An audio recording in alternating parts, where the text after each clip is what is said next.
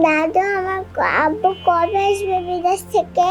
আসবে দিদি ভাই আসবে, তুমি এখন ঘুমাও। হ্যাঁ, আয় আয় চাঁদ মামা চাঁদের কপালে চাঁদ টিপ দিয়ে যা।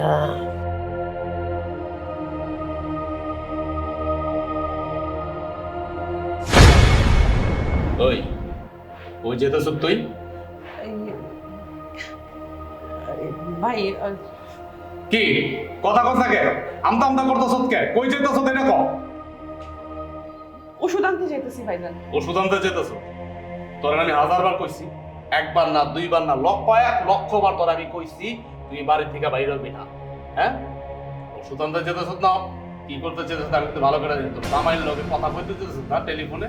হ্যাঁ না না না না না ভাইজান, আপনি তো জানেন আমি লেখাপড়া জানি না।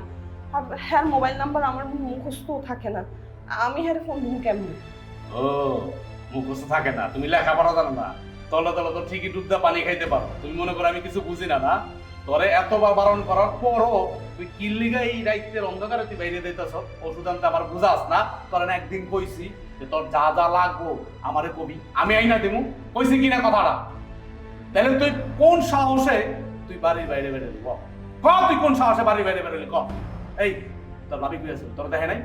হ্যাঁ, হ আমি ভাবিরে কই নামছি ভাই, আমি ওষুধ আনতে যাইতাছি। এই ল উপরে ল, তোর আজকে বুঝাম, তোর একদিন কি আমার একদিন। ওষুধ আনতে চাইতেছ না? ল উপরে ল। ভাই ভাইজান ভাইজান আমার কথা শুনেন ভাইজান।